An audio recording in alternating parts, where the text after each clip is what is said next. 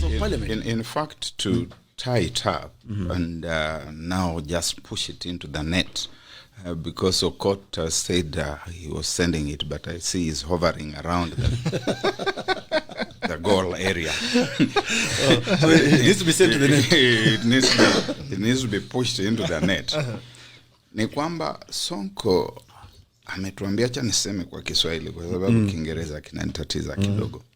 Sonko amekiri hadharani na kusema kwamba sisi na fulani wa fulani tulikuwa tunachangia ghasia, tunafanya mipango ya ghasia ili ionekane kwamba ni ODM na NASA wamefanya.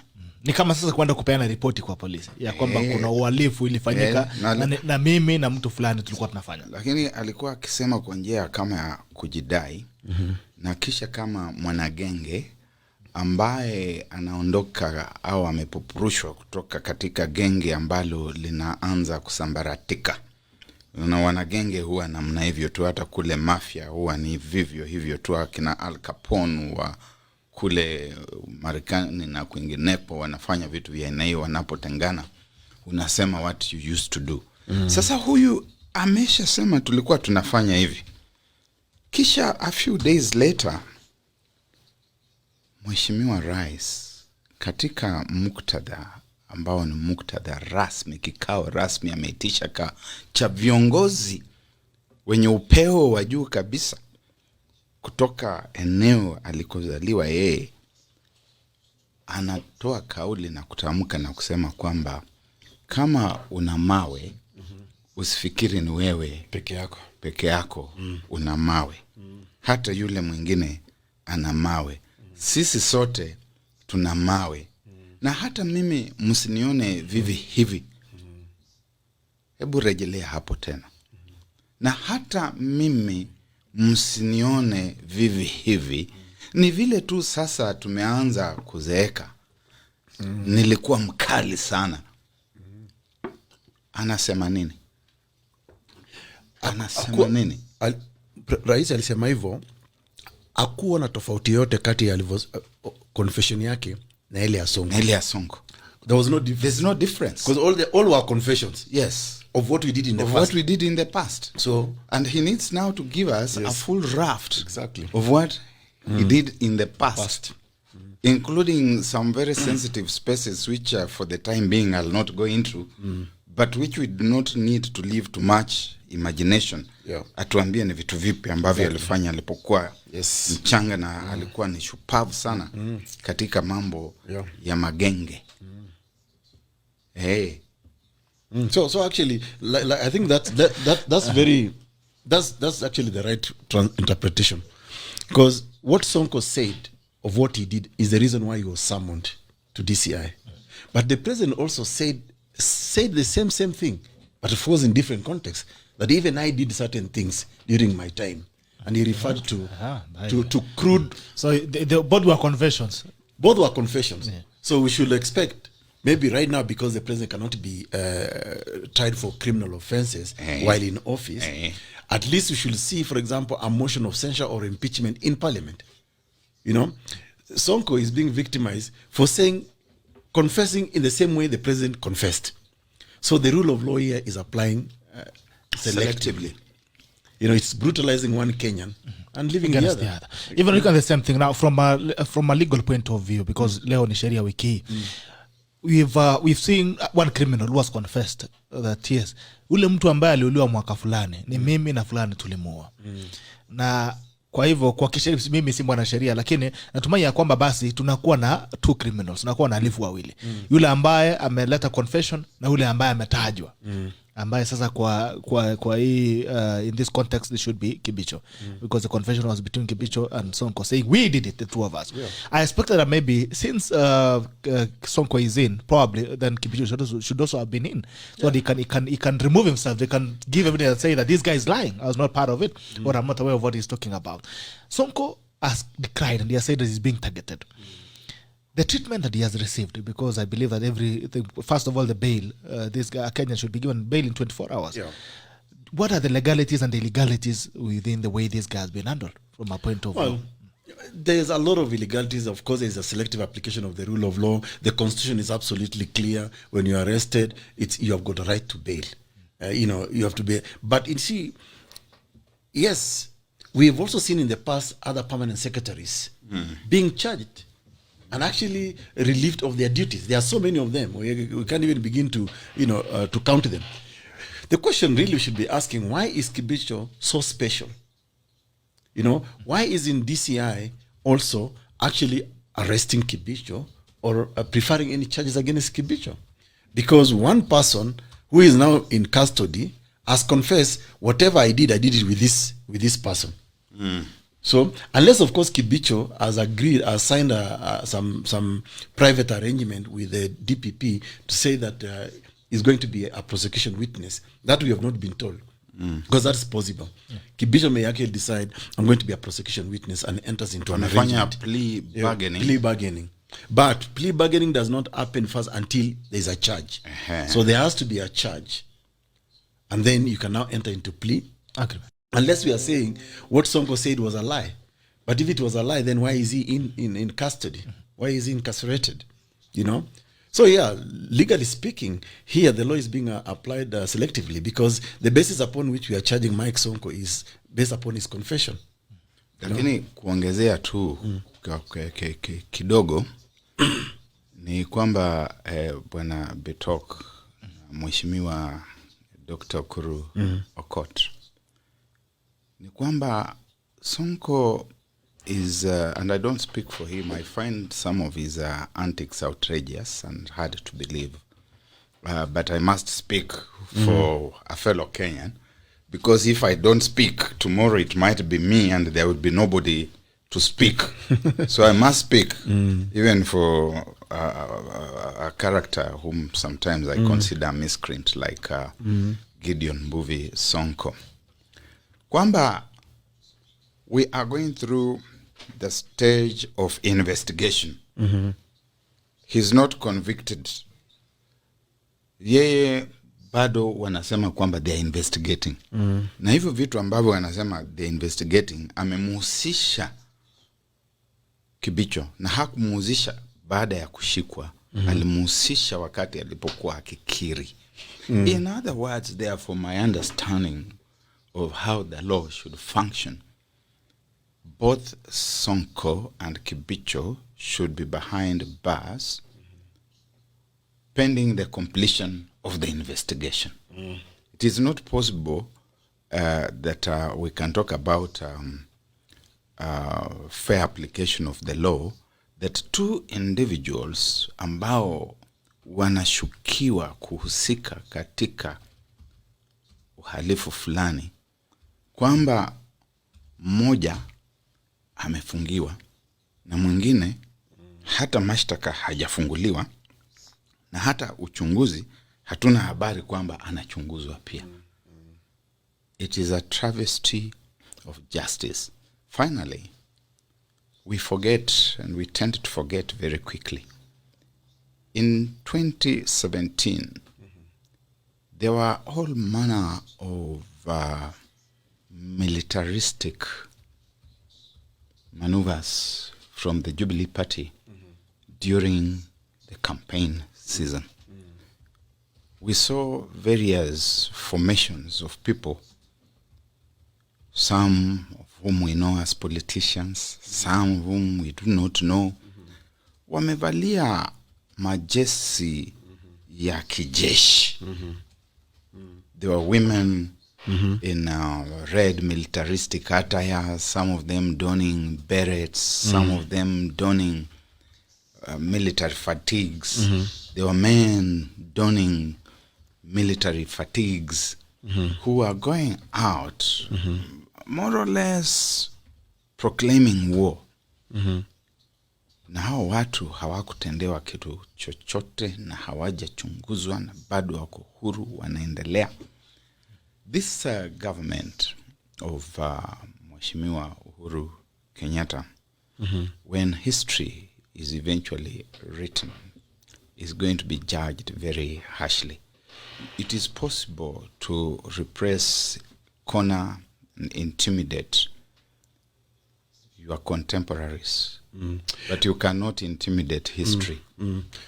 So let me add 2 more points, Bitok, to this issue of Sonko confession to the next one, yes. from a legal point of view. Well, if you go back to 2017, the violence that took place in 2017, there were deaths that were caused. It's property that was destroyed. So what we will expect, for me, I have not seen the charge sheet, but I'm really curious to see the charge sheet based upon these confessions. I will expect a charge on murder or manslaughter, or a charge on destruction of property, or causing arson, or whatever, all those kind of charges. Because these are all offenses known to law. And if it's true what Sonko did, confessed, and we also know that people died, people were maimed, people's lives, properties were destroyed, these are all offenses under the penal code, the criminal procedure. Yeah. So I want to see those charges based upon this confession. Number 2, if indeed Sonko committed these offenses even 2017 or prior, how then was he cleared to run for the governor of Nairobi? How was he cleared to run for the senator of Nairobi then? Because Sonko has been a senator of this county. He has been an MP. He's been an MP, he's been a senator, he's been a governor. How then did the law clear him? Because that for me is also where there is a lacuna in the application of our law. Did the ESCC fail in application of the law? Did the police, because all of us, I remember when I was running for public office here, I was required to have a certificate of good conduct, which was signed by the police, So, meaning, if there was any criminal case against me, then I could not have been cleared to run for public office. Yeah. Again, here we saw the law being applied selectively to allow certain candidates, going by Sonko's own confession and also going by the current charges against Sonko. I think there are charges against robbery with violence. I don't know what else is there. So the law was never applied. The law has never been applied in this country, properly, so to speak. And those are the dynamics we are seeing playing out. But also, if one person I know confesses that I committed this offense with, say, Bitok or Muluka, all of us should be in custody. All of us should be in custody. Yeah. The police should go after that other person. Kila mtu ajitoe moja moja. Yeah. All right. I was talking about institutions. You mentioned about is it ingine anti-corruption? ESCC. ESCC. There's also one called NCIC that gave us a list of shame the other day. And all these things that are happening in this country, they're happening in the full glare of people who have been given the authority to check on the speeches, to check on the attitude in the country, to ensure that we don't have any, evil speech. The other day they listed some other chaps, including Angeno, Murodikir, Soro, and Simbarati. I don't know, but I feel as a country where we sit right now, we even have bigger insiders, beginning from the president, as you mentioned. Yeah. We have everybody spewing hatred out here. And how does NCIC claim to be performing its duties by giving us a list of names? So people we see, as citizens, we have a list of shame ourselves. We don't expect you to tell us the same things that we know. Are institutions in this country as toothless as NCIC? To be honest with you, this is part of the reason why when I was promoting the Punguza Mizigo Bill in 2019 to 2020, one of my proposals was we cut down on the number of commissions. Some of them are completely useless and have no value addition into our society. Most of them. ESCC today to investigate corruption, and there's a case of corruption that I'm actually handling on behalf of a client. And the cracks I'm seeing in ESCC, one, it has become very lucrative to investigate corruption. If say allegedly I have stolen 100 million Kenya shillings, and then I'm being investigated by an officer, a public officer, who takes home 20,000. He comes to me and tells me, Bana, we've seen from the records that you cannot account for 100 million shillings. Do you know what the suspects now do? They will tell the guy, Bana, listen, you're a police officer, you just take 20,000 home. Here is 1 million or 2 million. They write a very shoddy report of investigation. They get away. That's why you've never seen any of the mega corruption scandals nobody has gone behind bars because it's a trade-off. I mean, it's rigged to fail. It's an investment. It's an investment. If I steal 100 million, a guy comes to investigate me, I part 5 million with him, I get away with it. It's business. It's commercial transaction. You know? So, NCIC, another very useless entity that is selective in their mandate. Why have they not listed President Uhuru Kenyatta from what he said in Sagana? In fact, what Simbarati and Osoro did, that's a misdemeanor, I would say. It's a misdemeanor, fighting in public, creating disturbance. The police should have just picked on them and charged them, either, sent to jail for a number of weeks or months. Or cause them to sweep. Exactly, or something like that. Yeah. But otherwise... Sweep the streets. Yes, exactly. Clean up the streets. So NCIC is one of the commissions that I really wanted removed from the constitution, disbanded, because I see no value addition, to be honest. They are very selective. For example, I don't know whether Kamket was in that list. I've not checked. He wasn't. Yeah. But Kamket has repeatedly incited violence in Tiati against the Turkana community. I don't know whether Mutai Ngunyi is on that list. I've been seeing his tweets, which are very insightful. They incite, they are very provocative. He's telling a specific community, do this, do that. Incitement to violence. I don't know whether the Deputy Speaker of Kisumu County Assembly is on that list. He has told us that he's going to beat up people. He's told Raila Odinga, we enda upumzike. Sisi tuachie kazi, tutacharaza watu. I do not know whether some other merchants of violence from right across the country. I've seen some people. Babu Wino have run into him together with other people, plotting violence that we then went on to see around Bama. I don't know whether he's there. I don't know whether Georgia Ladwa is there. There are many other people. So this is a useless instrument which at the very best is used by someone to intimidate people who are considered to be politically incorrect. But what we would say a toothless dog, but Barack would ask if it's even a dog. No, it can bite. But it can bite. It depends on where you are. It bites selectively. But we talk what also saddens me. Forget about what the political class do. Yes, we know they are doing very bad manners publicly. But the description in the constitution of this commission is that they are independent, that their mandate cannot be influenced, or in the course of their mandate they cannot be influenced. Now we need to zero in on the chairman, on the members of these commissions. They are actually the ones failing to enforce the constitution and the rule of law. Because if you look at the NCIC Act, it gives them huge mandate.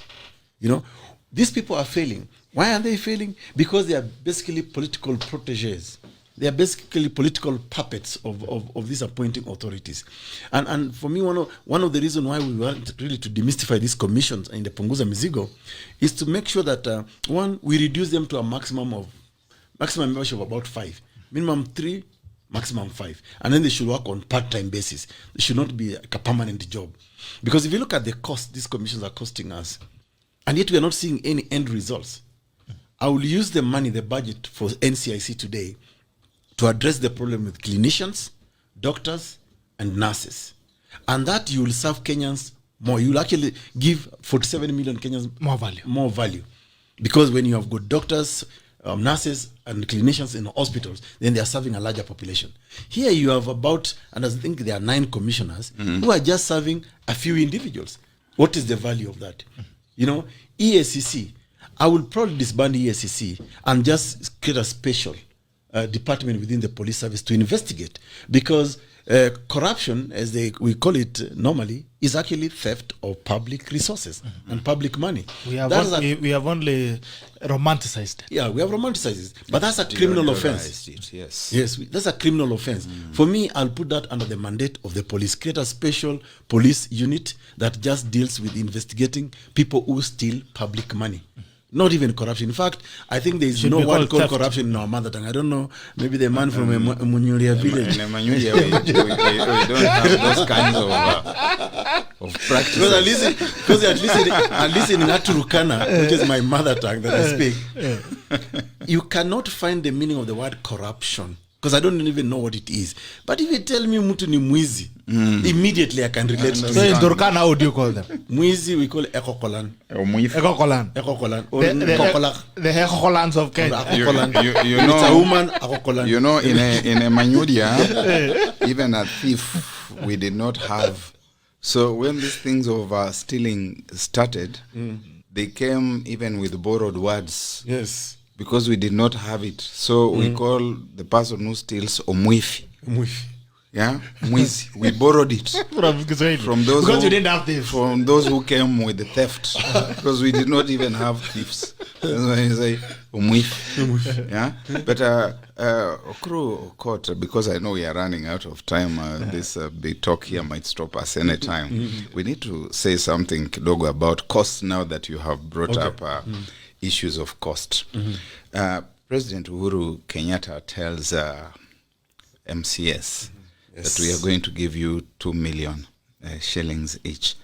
First, that is a bribe. It's a bribe. Let us just call it with its correct name. It is a bribe. Omwezi. These people have arrived before the president. They know that he's coming to on a Chamo offensive. He wants them to support the BBI bill, and they come with a raft of demands. We want retirement benefits. We want bigger salaries. We want cars. We want other luxuries. And he tells them, yeah, 2 million mtapewa ya gari. It is a bribe. And that bribe, when you look at the numbers of the MCAs, the elected, the nominated, they number upwards of 2,200 and something. It's going to be 50-something billion Kenya shillings. I do not know how we have costed that and where that leaves us in the face of other national needs. The doctors whom Dr. Koch is talking about, others within the health services, education where we have children learning under trees because there are no classrooms. AUKOT, without intending it in a bad way, please understand and forgive me if you get a little offended. We used to understand that learning under trees was the preserve of Turkana. Now it is everywhere. Across the country, which maybe is a good thing, so that we can understand how the Turkana feel when they are made to learn under trees. By the way, But- I don't think there's anything absolutely wrong with learning under trees. Yeah, but we are learning under trees because we don't have Exactly. the funds. Okay, yes, that's the Yeah, difference. we must juxtapose Yes, the yes. two. Then we must go beyond that and remind ourselves that this BBI thing has never been budgeted. Of course, it never was. We do not know how much we have spent so far. Over 20 billion. And we do not know from what vote those monies are coming. We do not know which authority has given the clearance to spend those monies. We don't even know It's actually not in the budget. how much more we are going to spend before we conclude the process, especially now with the inducements.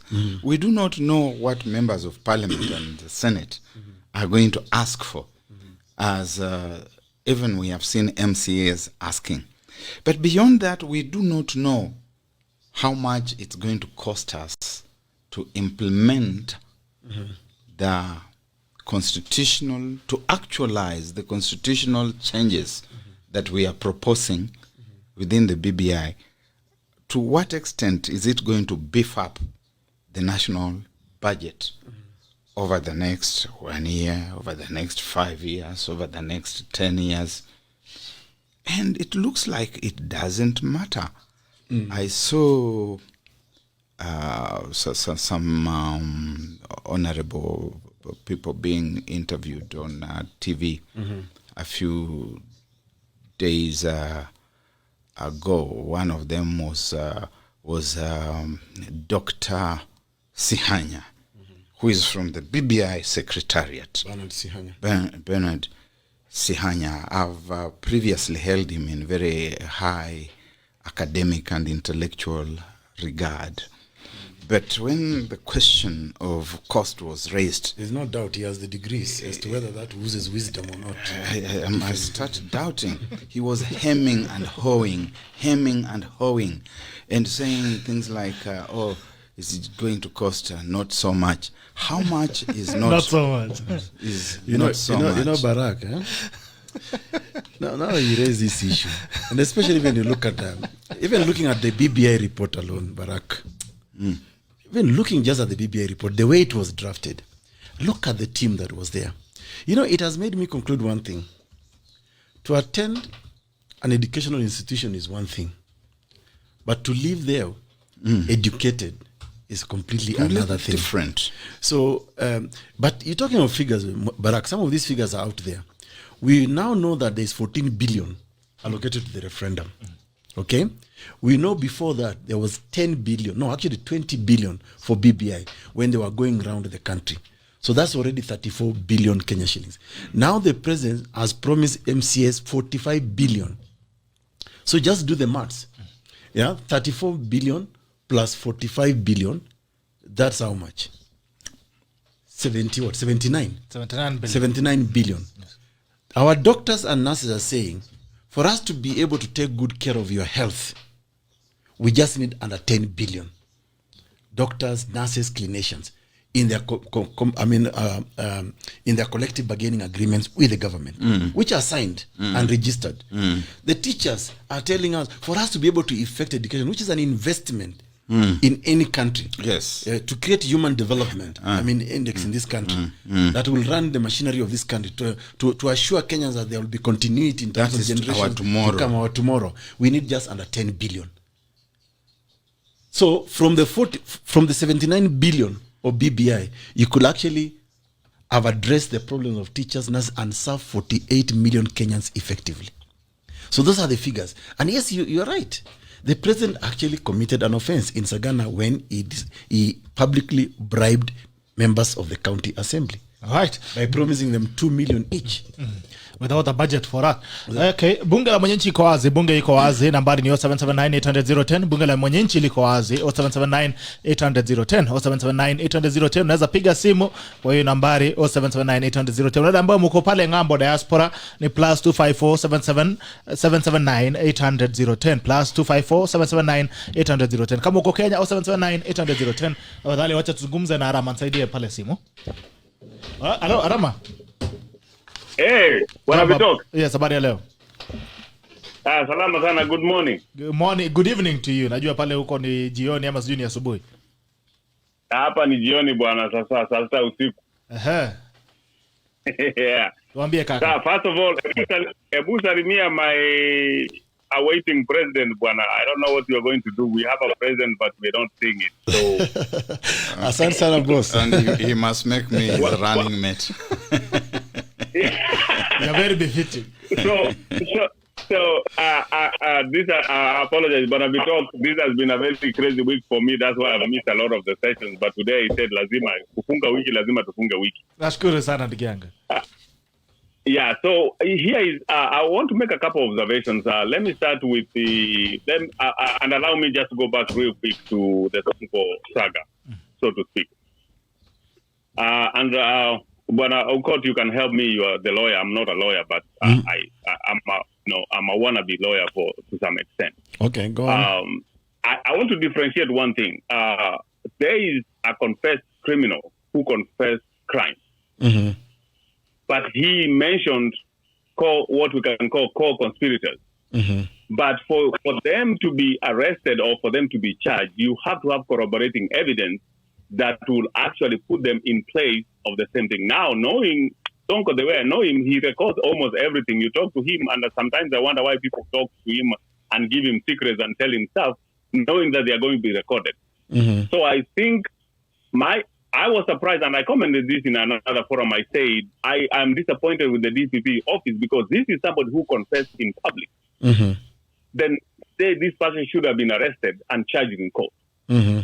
Now, on the other charges that Sonko has been charged with or accused of, I am very concerned. One, you are calling this guy a terrorist.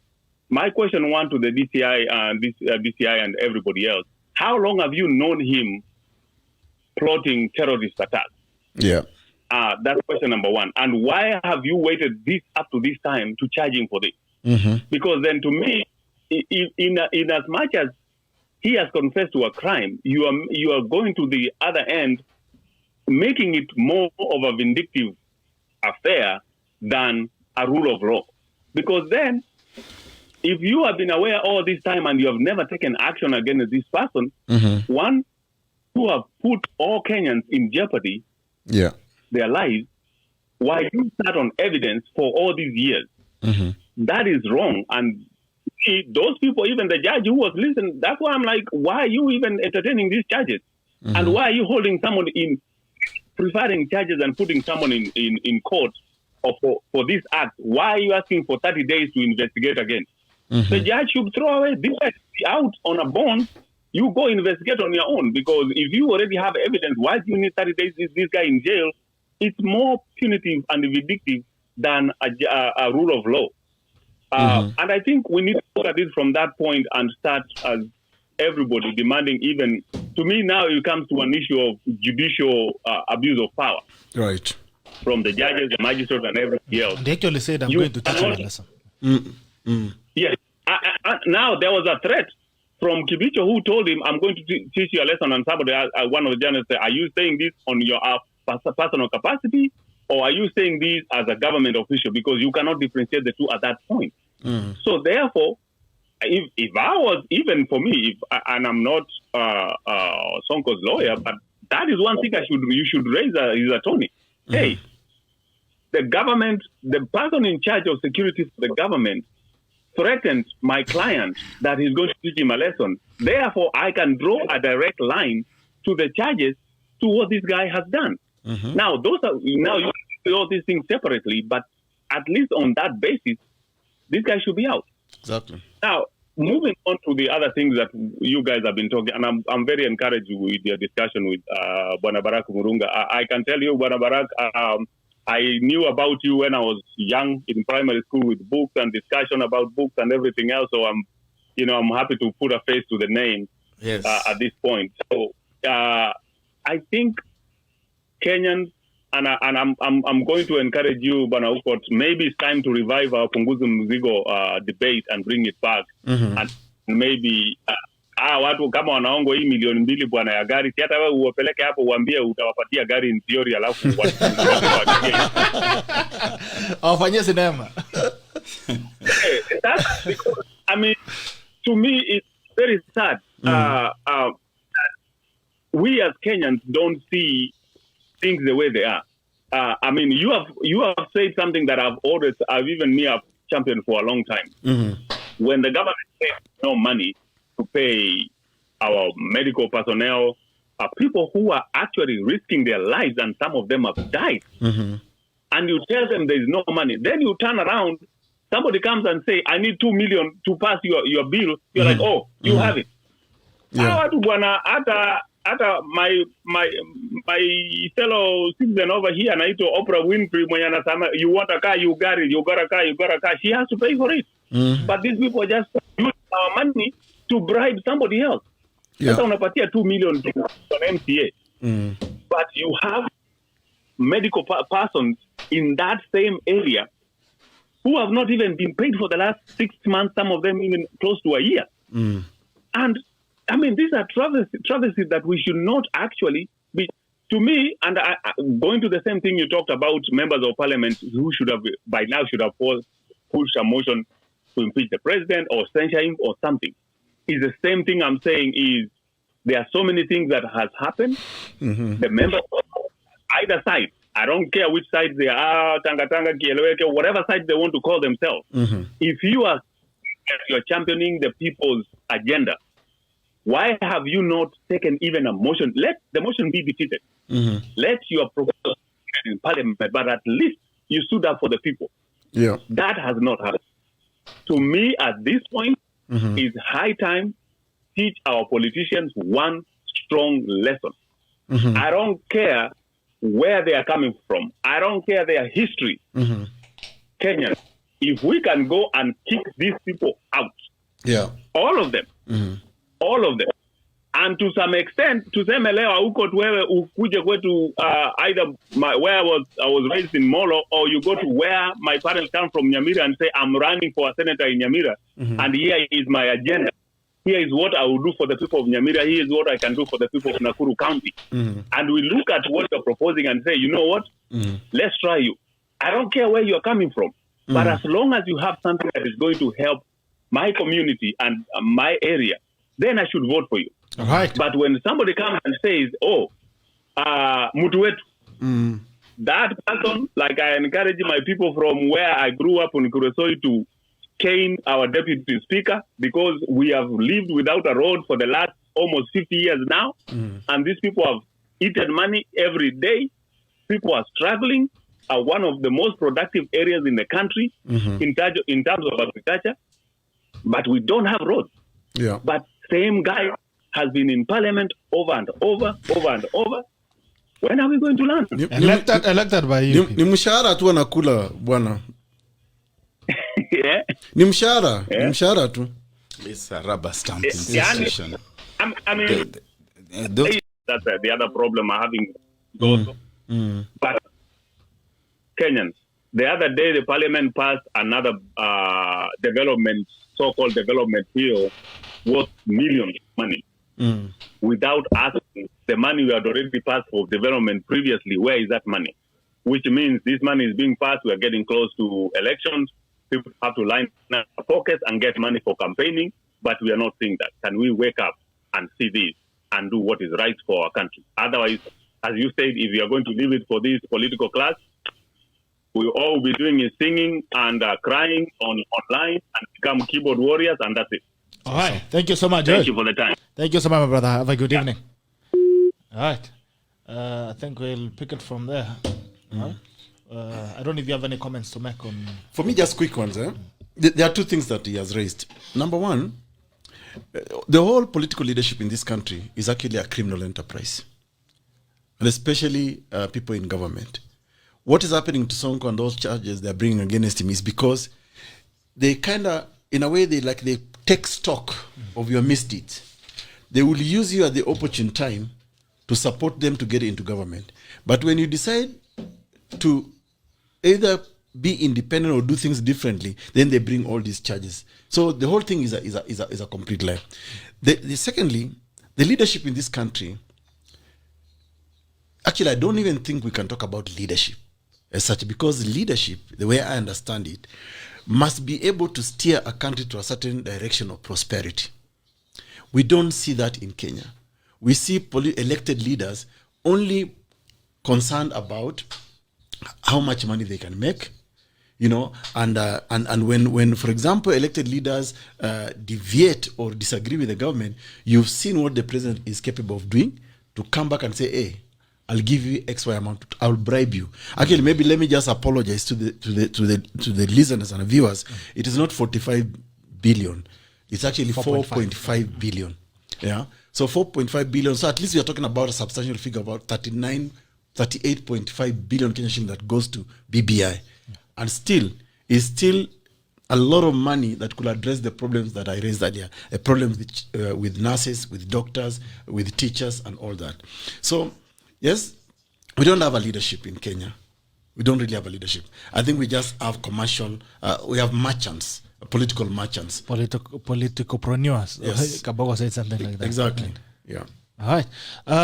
Maybe you can also weigh in. I'm also seeing a number of calls. Just one very quick and short one. When we talk about things like terrorism, and we are talking about people who have been causing around with Sonko. He has been placing some of them on speakerphone, so that the citizens can know how deeply healed he is all the way into State House, one must start asking the question, at what point did they know that he was actually a merchant of terrorism? And could they also be complicit, therefore? Have they abetted a crime? Have they known this thing all this time and they've been keeping quiet about it?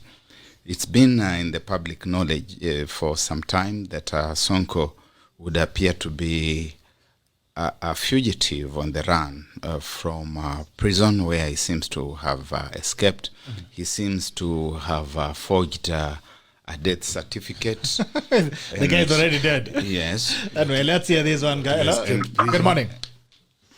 Good morning, Gerald. Jambo, habari ya leo? Nzuri sana. Tuambie dadi. Nazungumza na nani? Unazungumza Langat, eh? Yes, Langat. Yeah, I've been following the discussion and it's quite well. Thank you. Yeah, so maybe the question that I can ask Mr. EKURU AUKOT and the fellow panelists.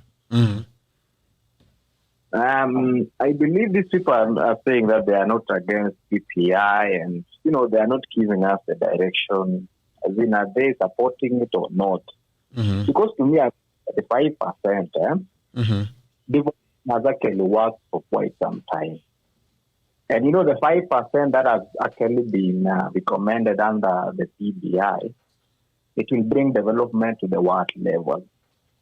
I think I would rather we take the 35% that has actually been said to be in the BBI than to stick on what is not there at all. Because I believe that the 5% that shall be there will actually bring devolution to all levels of government. There is no need to remain with the big stake of the cake in the national government and actually have less money on the county level. So I believe BBI will actually improve devolution. That is according to me. Another thing. We've been in a country whereby there is the winner takes it all. And under the government of Kibaki and Raila in 2008 to 2013, I think they did quite a lot of things. So there is nothing that is being introduced that is new. Everything that is happening in the government of Jubilee, like now, we normally have the majority leader, which I think the Prime Minister will take that position. So there is nothing new. And I think this team should actually tell us if they are supporting it or not. They can be saying like there are good things in it. I believe the ballot actually will decide everything. That is my take. All right. Thank you. All right. Asante sana. Thank you so much, Langat. Have a good day. It's good to see you. All right. I'll have you continue your thoughts. First of all, let me respond to Langat before I forget. Let's allow his thoughts to flow. Yes, very quickly and briefly. There's something called crying wolf. And it's going to be very important to see how far the government is going to proceed with this proclamation, these pronouncements about terrorism on the part of Sonko. It's not the sort of thing that you just play around with, saying that this man has been promoting terrorism when you are not able to build a case. Because someday might come when somebody actually gets involved with the terrorist acts, and we will not be able to take you seriously. We will refer to the old case where you just cried wolf and nothing happened. There was no wolf as such. Then very briefly before Heshimiwa Dr. EKURU AUKOT comes on board to say something about Langat, this is what is called holy simplicity. Sancta simplicitus. Holy simplicity. Holy Muluka alisema juu Kiingereza na sasa ameunleash. Hata anisaidie Kiingereza. Kuna mahali naenda weekend, unisaidie Kiingereza niende nitumie. Langat